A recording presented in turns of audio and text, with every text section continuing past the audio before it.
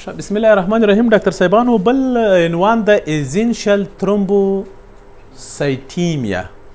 ایزینشل ترومبوسایټیمیا ایزینشل ترومبوسایټیمیا هم د مایلو پرولپریټیو ډیسارډر له جملې څخه ما تاسو ته په مایلو پرولپریټیو ډیسارډر کې لومړی کرونیک مایلایډ لوکیمیا، په دوهم عنوان کې یا په دوهم ټاپک کې بیا ما تاسو ته شوی ډاکټر صاحبانو پولیسایټیمیا ویرا، او دریم ناروغي له دې جملې څخه د مایلو پرولپریټیو ډیسارډر هغه شی د ډاکټر صاحبانو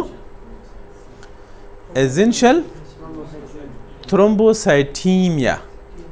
دا دغه چې د ډاکټر صاحبانو ترومبوسایټیمیا ایزینشل معنا تاسو پیژنئ؟ what do you mean by essential؟ essential موږ پوهیږو فشار پر دوه ډوله ده د وینې فشار، یو پرایمري فشار پرایمري یا ایزینشل او بل سیکنډري ده نه. تقریبا 90% of the high BP high blood pressure is essential and only 10% is secondary hypertension. کدا څه کنه ده نو موږ پوهیږو چې ایزینشل څه معنا unknown cause. د ایزینشل معنا هم دا ده چې سبب لکه ویرا هم دا معنا چې سبب معلوم نه و، ایډیپیټیک هم سبب معلوم نه ده. ایزینشل هم څه معنا پرایمري یا ایزینشل یا چې به سبب معلوم نه دی ته موږ ته شی وایي ډاکټر صاحبانو ایزینشل. دا په یاد لرئ. نو ایزینشل ترومبوسایټیمیا د دې تعریف او پیتوفیزیولوژي ته راځو ډاکټر صاحبانو. له نامه څخه معلومیږي چې ترومبوسایټیمیا ایمیا دا معنا چې د ترومبوسایټ کاونټ زیاتیږي، یعنی موږ دې ته ایزینشل ترومبوسایټوسس هم ویلی سو. په دې کې د پلیټلیټ کاونټ زیاتیږي ډاکټر صاحبانو، او داسې زیاتیږي چې په پرایمري ډول سره مثلا رامنځته کېږي، هیڅ کوم سببي عوامل نه لري ډاکټر صاحبانو. کېدای شي مثلا چې ځینې سببي عوامل ولري له ځانه سره، مثلا ځینې راډیشن وي، کېدای شي چې ځینې نن ریکوګنایز سټیمولیشن وي. له یو څخه وروسته دغه کسان پر شي باندې اخته شي ډاکټر صاحبانو په ترومبوسایټیمیا باندې. او بل یو خبره په یاد لرئ، سیکنډري ترومبوسایټوسس چې ما تاسو ته ویلي وو په تیرو درسو کې، البته په 11 فصل کې، سیکنډري ترومبوسایټوس به هغه حالت وایي چې سبب یې معلوم وي او له یو سبب څخه وروسته مثلا د موږ تاسو د پلیټلیټ تعداد زیات سي. مثلا سیکنډري دغه چې وو ډاکټر صاحبانو لکه تر کرونیک انفیکشن وروسته، هیموریج وروسته، پوسټ اپریټیو سټیټ وروسته، کرونیک آیرن ډیفیشنسي وروسته، میلیګننسیاني ریماټاید ارترایټس او یا هم پوسټ سپلینیکټومي، تر دغه وروسته هم سیکنډري ترومبوسایټوسس رامنځته کیږي. خو هغه چې و ډاکټر صاحبانو سبب یې معلوم وګورئ، هغه ایزینشل ترومبوسایټیمیا نه ده. داسې چې سبب یې نه معلوم دې ته موږ تاسې پرایمري ترومبوسایټیمیا او یا هم ایزینشل ترومبوسایټیمیا وایو، صحیح، چې دا هم ډاکټر صاحبانو د مایلو پرولپریټیو ډیسارډر له جملې څخه ده، یعنی د هغوی په طبقه بندي کې راتلل. او د دې کلینیکل فیچرز ته راځو ډاکټر صاحبانو. مخکې له دې چې کلینیکل فیچرز ته راځم، دا د پیتوفیزیولوژي له جملې څخه ویلی سم درته چې د دغو ډول پلیټلیټ کاونټ هم تر 4 لکه ډیر وي. کله چې د پلیټلیټ کاونټ تر 4 لکه زیات سي دې ته موږ ته څه وایي؟ ترومبوسایټیمیا یا ترومبوسایټوسس، صحیح. او ایزینشل بیا په هغه وخت کې ورته وایو چې کله سبب معلوم نه وي یا پرایمري وي. که سبب یې معلوم وي هغه ته بیا موږ تاسې سیکنډري ترومبوسایټوسس وایو. مثلا لکه تر دغه وجو وروسته چې رامنځته کېږي ما تاسو ته مخکې وویل. کلینیکل فیچرز ته راځو ډاکټر صاحبانو. دا هم عموما په هغو کسانو کې رامنځته کېږي چې عمرونه یې تقریبا پاخه یا هم زاړه کسان وي. او دا یوه خبره په یاد لري ډاکټر صاحبانو، په دغو کسانو کې په خاص توګه سره دا چې د دې پلیټلیټ کاونټ زیاتیږي خو ما غیر نارمل پلیټلیټ وي، دنده صحیح نشي ترسره کولی، نو په دې اساس د دوی په مختلفو ځایونو کې کېدای شي چې خوندیزي صورت ونیسي او یا هم کېدای شي چې په ځینې نازکو رګونو کې ترومبوسس جوړ شي، صحیح ده. د دغو اراز ولایم د ایزینشل ترومبوسایټیمیا چې شی دی ډاکټر صاحبانو، کېدای شي چې په مختلفو شریانونو کې دننه وینه لخته سي، یعنی آرټریل اور وینس ترومبوسس. بل ایزی بروسیبیلیټي چې شته وایي ډاکټر صاحبانو، مثلا یو عادي ټروما وي، مثلا څوک نه کار در ولګوي او د دې هغه ځای څخه بالاخره شی جاري سي، وینه جاري سي، بیا وینه نه درېږي حتی، او یا هم حتی ډېر غټ شنه ټپونه پکې پیدا سي. مثلا مازې په مرکر باندې داسې کې هلته غټ شین ټپ پیدا سي، دې ته څه شی وایي؟ ایزي برویسینګ. بل سپورټانس بلیډینګ له مختلفو ځایو مثلا یو دم د دغو کسانو پزه راوینې کېږي، یو دم مثلا د دغو کسانو که چېرته زنانۍ په منځ کې ډېر هغه د لاس ورکوي، یا یې وری وینې کېږي د مسواک څخه وروسته یو ولم وینه د دوی له وریو څخه ځي. او بل دا چې د دغو کسانو په وینه کې ترومبوسایټ ډېر زیات دي، نو اکثره وخت امکان لري چې مایکرو واسکولیچر بند سي د دې زیات ترومبوسایټ له وجې، او مثلا که دا کار په برین کې وسي نو امکان لري چې د سټروک سبب سي، یا ټرانسینټ اسکیمیک اټک سټروک ټي آی چې ورته وایي نه، یا ټي آی ورته وایي. ښه په هر صورت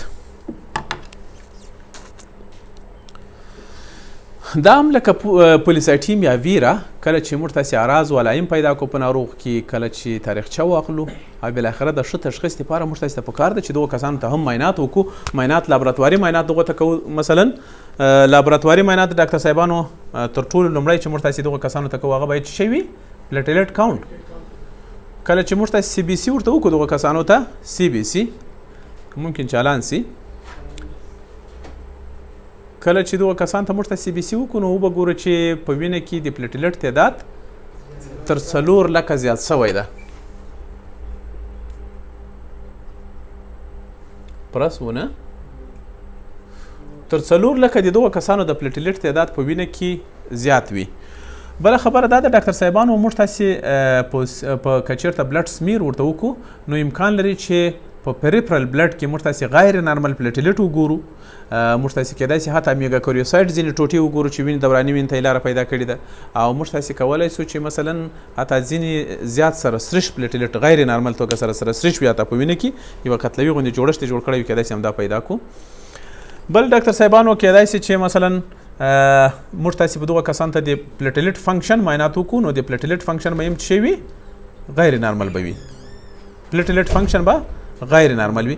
د پلیټلیټ فنکشن لپاره موږ تاسې سره کوم معاینات کول په یاد مو دي؟ په الکترون مایکروسکوپي کې بیا ګورو پلیټلیټ په الکترون مایکروسکوپ کې ګورو وبګورو چې د پلیټلیټ فنکشن هم په دغه کسانو کې غیر نارمل وي. صحیح.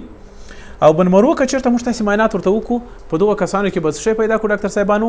ایریترایډ سیریس حجرات به وګورو چې هغه نارمل دي تقریبا یا سب نارمل وي، او موږ تاسې همدارنګه کېدای شي ګرینولوسایډ سیریس حجرات وګورو هغه هم سره کم وي، یا ګرینولوسایډ مونوسایډ هغه هم نارمل وي، اما میګا کاریوسایډ هایپرپلازیا به په بنمرو کې پیدا کړو.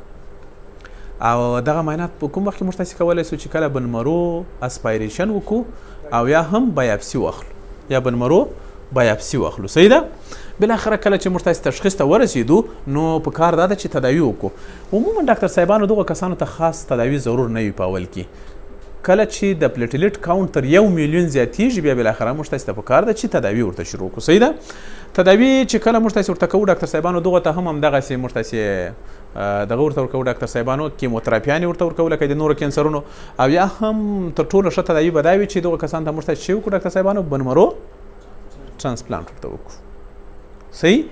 یا پیلوبیکټومي ورته کولی شو ځینې وخت ضرورت په اساس باندې. بله خبره دا ده ډاکټر صاحبانو عموما د دغې ایزینشیل ترومبوسایټیمیا تر ټولو غټ کمپلیکیشن چې د ډاکټر صاحبانو وون ویلبراند ډیزیز ده، البته په سیکنډري ډول سره. ولې؟ ځکه چې پلیټلیټ غیر نارمل دي او د وون ویلبراند وظیفه څه شی وه؟ د پلیټلیټ او د کولاجن تر منځ رابطه یا اډهیژن ونه، نو په دې خاطر د ون ویلبراند نشي کولی چې د غیر نارمل پلیټلیټ او د کولاجن تر منځ رابطه وساتي، نو بالاخره یو سیکنډري ون ویلبراند ډیزیز هم په دغه کسانو کې تر سترګو کېږي، او دا بیا بالاخره د څه سبب کېږي ډاکټر صاحبانو؟ بلیډینګ سبب کېږي. په مختلفو ځایونو کې د بلیډینګ سبب کېږي. ډاکټر صاحبانو یو بل کوچنی عنوان ده، دا به هم له دې سره یو ځای کړو، له دغه سره به یو ځای کړو، بیا به بالاخره له دغه ایزینشیل ترومبوسایټیمیا سره به همدغه یو ځای کړو، بیا بالاخره بله ویډیو وکړو. صحیح. کرونیک ایډیوپیډیک مایلوفایبروسیس دا هم ډاکټر صاحبانو د مایلوپرولیفریټیو ډیسارډر په اخیر کې طبقه بندي شوی و. د دې له نامه څخه معلومیږي ډاکټر صاحبانو ډیفینیشن او پیتوفیزیولوژي ته راځو. ایډیوپیډیک مایلوفایبروسیس به څه رقم ناروغي وي ستاسې په نظر سره ډاکټر صاحبانو؟ داسې ناروغي وي چې دلته برعکس د حجراتو د زیاتوالي پر ځای باندې حجرات سره کمیږي، ځکه چې دوامداره توګه سره زموږ تاسې بنمرو تعویض کېږي پر څه شي باندې؟ فایبروس انساجو باندې. په اولو وختونو کې ممکن زموږ تاسې سره کرویات زیات وي، ممکن سپین کرویات زیات وي، ممکن نور حجرات زیات وي ډاکټر صاحبانو، اما وروسته په پای کې څه شی کېږي؟ یو تر بل کمیږي. فایبروسس رامنځته کیږي. اکثره ریډ بنمرو په یلو بنمرو باندې نه بلکې په فایبروس انساجو باندې اوړي. نو په دې خاطر په دې باندې څه نوم ایښودل سوی ده؟ کرونیک ایډیوپیټیک مایلوفایبروسس، یا هم بې سببه د اکثره بنمرو اوښتنه و فایبروس انساجو ته.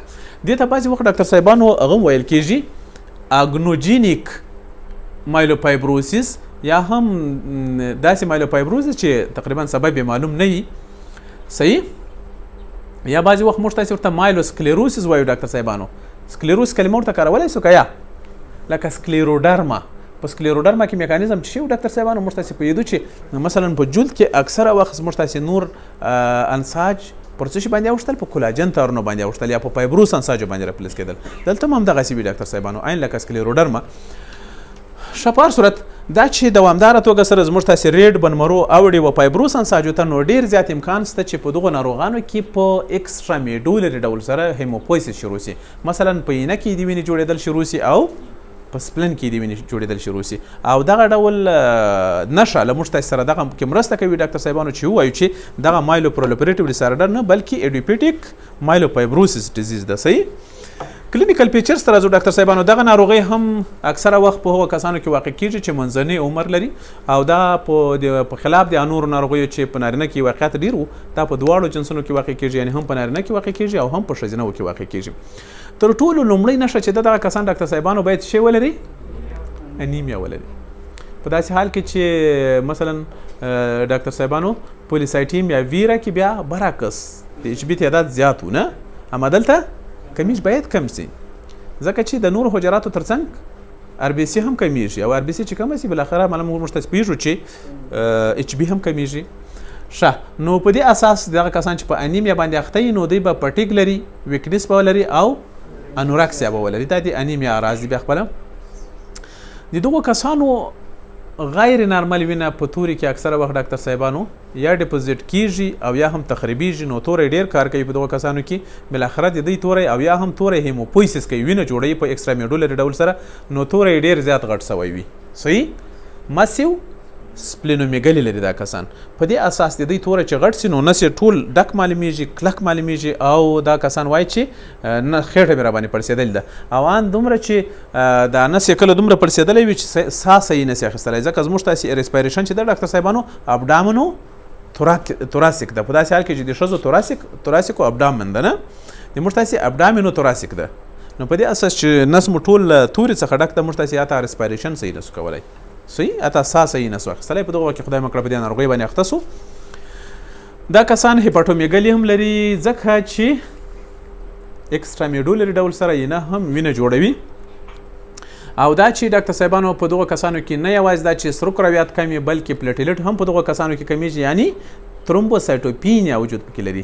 نو د ترومبوسایټوپینیا له وجې اکثره وخت کېدای شي چې په مختلفو ځایونو کې خونریزي ولیدل شي د کسانو. بله خبره دا ده ډاکټر صاحبانو په ډېرو کمو کسانو کې ممکن موږ تاسې لیمفاډوناپټي، جنډس، اسایټس، بون پین یا د هډوکو دردونه او یا هم ګوټ او یا هم د یوریک اسید زیاتوالی هم وګورو. صحیح. بالاخره راځو لابراتواري معاینات وتایي. لابراتواري معاینات به یې ستاسې په نظر سره څه رقم وي ډاکټر صاحبانو؟ تر ټولو لومړی باید څه شی ورته وکړو؟ سی بي سي. په سی بي سي کې به موږ څه پیدا کړو؟ دا کسان به انیمیا لري.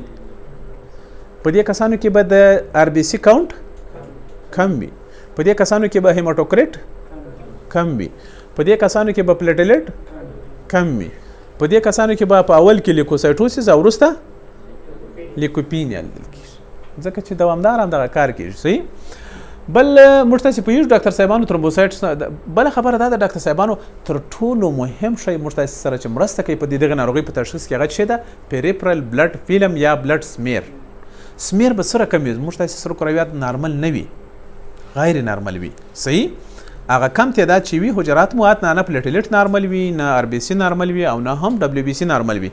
مثلا په بلډ فیلم کې کېدای شي چې موږ تاسې بیزار ریډ سیل شیپ وګورو. بیزار ریډ سیل شیپ په یاد یا مثلا دغسې زیات سپایک پروسس چې درلودل، نه ار بي سیانې اکثره مثلا ممکن دغسې شکل ولري. کېدای شي چې ځینې لکه مثلا ټیر ډراپ غوندې شکل ولري، کېدای شي چې مثلا ځینې پایکلوسایټ ډول سره وجود ولري، یا هم کېدای شي چې مثلا بعضې وخت ډاکټر صاحبانو بیسیفیلیک سټیپلینګ پکې وجود ولري، کېدای شي حتی نیوکلیټډ ریډ سیل پکې وجود ولري، کېدای شي سایډروبلاست چې ډېرې دانې پکې وي. په یاد مو دي نو غیر نارمل بلډ فلم به موږ تاسې په دغه کسانو کې وګورو بالاخره چې کله موږ تاسې تشخیص ته ورسېدو موږ تاسې مطمئن سو چې دغه ناروغ چې ده دا پر څه شي باندې اخته ده ایډیوپیټیک مایلو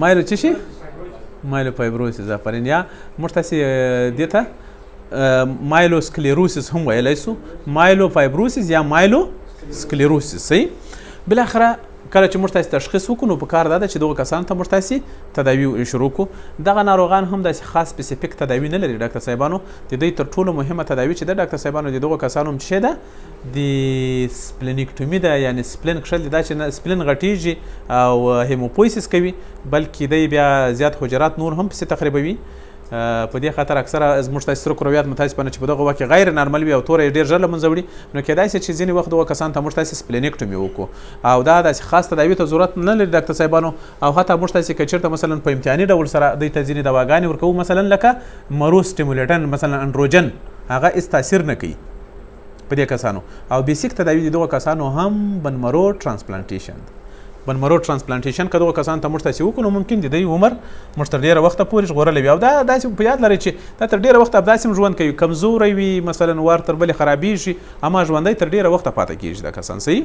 په خلاف د لوکیمیا کسان مثلا لکه د کرونیک مایلایډ لوکیمیا یا اکیوټ مایلایډ لوکیمیا چې هغه ډېره خطرناکه وي صحیح